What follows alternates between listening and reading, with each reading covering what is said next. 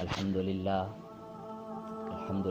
نحمده ونستعينه ونستغفره ونؤمن به ونتوكل عليه ونعوذ بالله من شرور أنفسنا ومن سيئات أعمالنا من يهده الله فلا مضل له ومن يضلله فلا هادي له وأشهد أن لا إله إلا الله وأشهد أن محمدا عبده ورسوله أما بعد فإن أحسن الكلام كلام الله وأحسن الهدي هدي محمد صلى الله عليه وآله وسلم اللهم صل على محمد وعلى آل محمد كما صليت على إبراهيم وعلى آل إبراهيم إنك حميد مجيد اللهم بارك على محمد وعلى آل محمد كما باركت على إبراهيم وعلى آل إبراهيم إنك حميد مجيد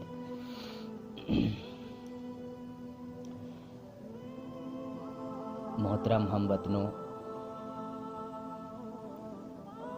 میرے بھائی بہن بیٹیاں بزرگ، اللہ رب العالمین احکم الحاکمین ملک الاملاک ذو الملک وحدہ لا شریک نے ہم پر سب سے بڑا اور سب سے بہترین رحمت جو نازل فرمائی وہ محمد الرسول اللہ صلی اللہ علیہ وآلہ وسلم کی شکل میں اللہ رب العالمین نے ہمیں ان کی امتی بنایا، اور اللہ رب العالمین نے ان کے ذریعے ہمیں نور اور ہدایت اور روشنی عطا کی تاکہ ہم اپنے ذاتی اور معاشرتی لحاظ سے زندگی گزاریں، جو وہ زندگی جو محمد رسول اللہ صلی اللہ علیہ وسلم نے ہمیں بتایا، وہ طریقہ جس طریقے پہ آقا علیہ الصلاۃ والسلام نے ہمیں چلنے کا حکم دیا۔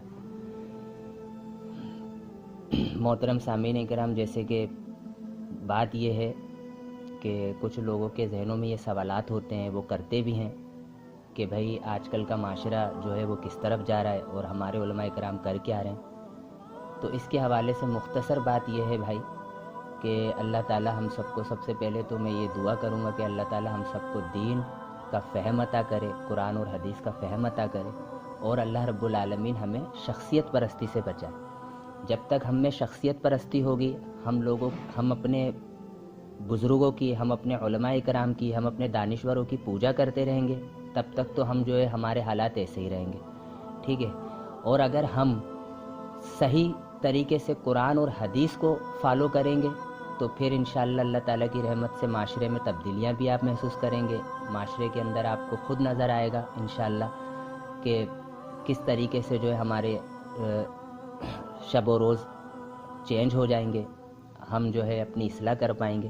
لیکن ہم اس وقت تک اپنی اصلاح نہیں کر سکیں گے جب تک ہم اپنے علماء کی، اپنے دانشوروں کی، اپنے لیڈروں کی مالا جپتے رہیں گے۔ جیسے کہ ابھی آپ خود غور کر سکتے ہیں، معاشرے میں خود آپ اپنے قریبی زیادہ دور جانے کی ضرورت نہیں ہے، آپ اپنے قریبی مساجد کے ہی مولوی پر آپ غور کر لیجئے، وہ ایک دائرے میں چل رہا ہے، بس اس نے اپنی مسجد کے لیے فنڈ مانگنا ہے، بس اس نے اپنی مسجد کے لیے جو ہے اپنے مدرسے کے لیے آپ لوگوں کے آگے جھولی پھیلاتے رہنا ہے، ہر جمعے کو مانگنا ہے، رمضان میں مانگنا ہے، محرم میں مانگنا ہے، ربیع الاول میں مانگنا ہے، 365 دن مانگنا ہے۔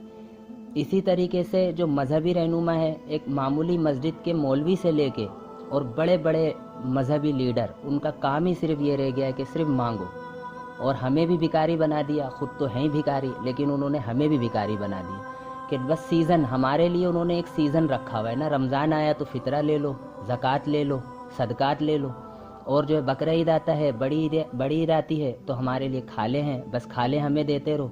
اسی طریقے سے جمعے کا دن ہے، مسجد میں جو ہے نا وضو خانہ بنانا ہے، مینار بنانا ہے، فلانا بنانا ہے، ڈھمکانا کرنا ہے، اب اس کے لیے صرف چندہ۔ اور اللہ رب العالمین کے پیارے حبیب محمد رسول اللہ صلی اللہ علیہ وسلم دینے والے نبی تھے، لینے والے نبی نہیں تھے۔ انہوں نے کبھی نہ اس طرح سے چندے کیے ہیں، نہ اس طریقے سے لوگوں سے مال بٹورا ہے، بلکہ آقا علیہ الصلوۃ والسلام نے صرف مال دیا ہے، بانٹا ہے۔ اللہ کے نبی صلی اللہ علیہ وسلم تقسیم کرنے والے تھے، وہ تقسیم کیا کرتے تھے۔ اور ہمارے علماء کرام آپ خود دیکھ سکتے ہیں، میرے کو زیادہ تفصیل میں جانے کی ضرورت نہیں ہے، انشاءاللہ آپ خود غور کیجئے گا۔ ایک مسجد ہے، اور وہ مسجد ہے مثال کے طور پہ سادہ فرش بنا ہوا ہے نا اس مسجد میں، اور ہم اس میں نماز پڑھ رہے ہیں، اور پھر مولوی یہ کہتا ہے کہ بھائی ہمیں پیسہ دیا جائے، ہم اس میں سنگ مرمر لگائیں گے، ہم موزائک لگائیں گے، ہم بہت بڑا گنبد بنا دیں گے، ہم بہت بڑا کیا کہتے ہیں مینار تعمیر کر دیں گے۔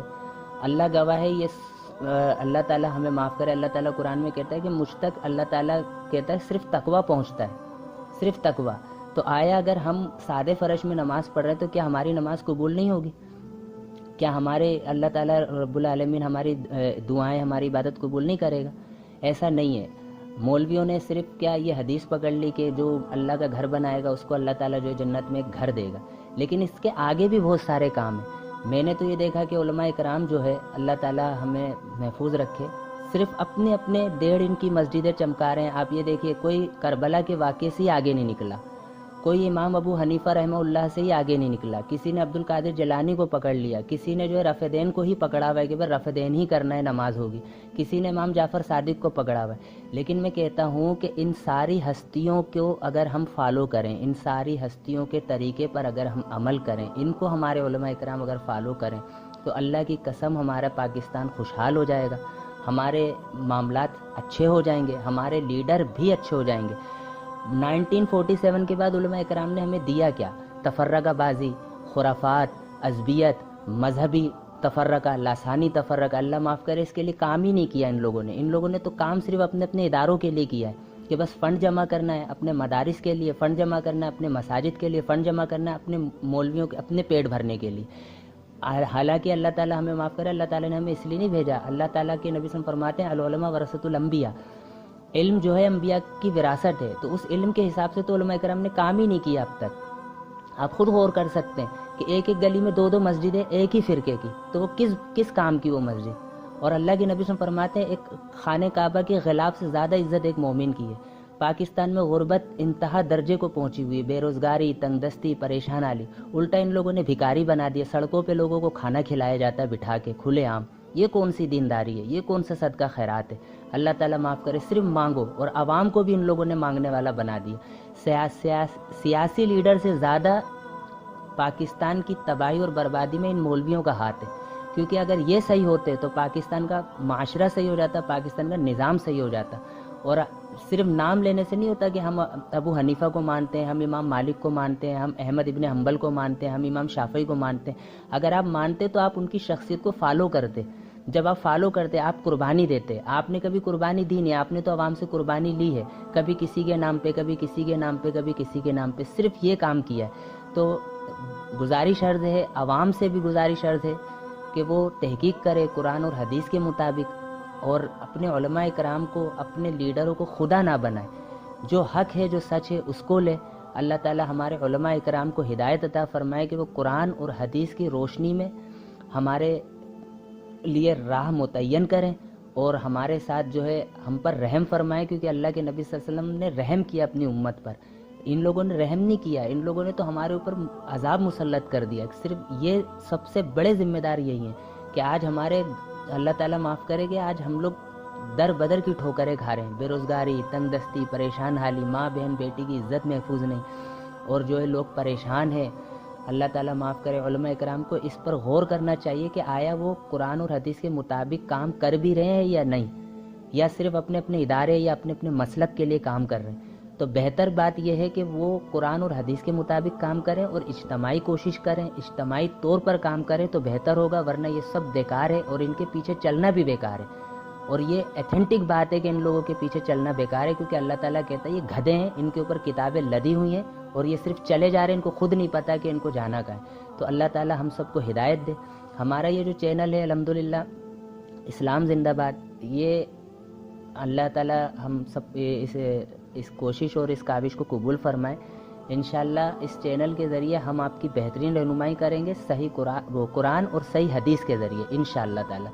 اور ہمارا یہ چینل ہے اتحاد بین المسلمین، ہم سب آپس میں بھائی بھائی ہیں، اور بنیادی چیزیں ہم آپ کو بتائیں گے کہ معاشرے کی اصلاح کیسے ہوتی ہے، معاشرے کی اصلاح کیسے کی جا سکتی ہے، اپنی ذاتی اصلاح کیسے کی جا سکتی ہے۔ اس کے بعد انشاءاللہ ہم اپنے حکمرانوں سے کے آگے بھی اپنی ریکویسٹ، اپنی گزارشات پیش کر سکتے ہیں کہ بھئی یہ کام ایسے ہونا چاہیے، یہ کام ایسے ہونا چاہیے۔ جب ہم صحیح نہیں ہوں گے تو ہمارے اپنے لیڈر، ہمارے اپنے علماء بھی صحیح نہیں ہوں گے۔ تو ہمیں سب سے پہلے اپنی اصلاح کرنی چاہیے کہ ہم اپنے اندر سے اللہ تعالیٰ معاف کرے کبھی اور گھٹیا قسم کے افعال، برے اعمال، اس کو نکالیں، اپنی ذات کی اصلاح کریں. تو انشاءاللہ آپ لوگوں کو جو بھی اس معاملے میں کوئی سوال کرنا ہے، جو بھی اس معاملے میں آپ کو بات کرنی ہے، تو انشاءاللہ آپ ہم سے ضرور رابطہ کیجیے گا. اس کا آپ کو قرآن اور حدیث کی روشنی میں جواب ملے گا. پاکستان زندہ باد، پائندہ باد. السلام علیکم.